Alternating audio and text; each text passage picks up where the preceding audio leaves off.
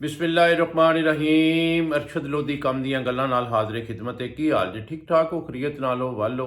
अल्लाह ताला तुहानू सलामत रखे, खुश रहो, आबाद रहो, शाद रहो। तो लो अज तुहानू एक छोटी जी मज़ाहिया जी गल सुनान लगा।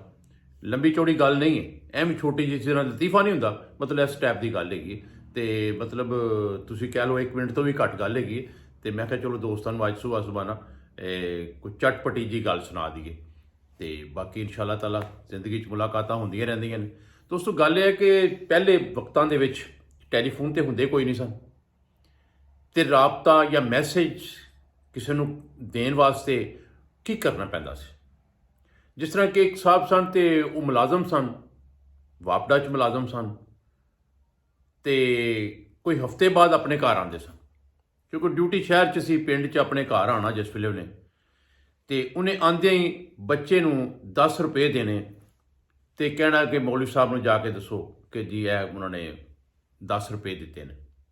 तो तुहानूं पता पिंडां दे विच मौलवी साहब ऐलान करते हैं कि जी मुहम्मद अकरम वापडा वाले ने 10 रुपये मस्जिद की खिदमत की है, तो अल्लाह ताला उन्होंने खुश रखे, अल्लाह ताला उन्होंने सवाब देवे, बहुत मेहरबानी, शुक्रिया।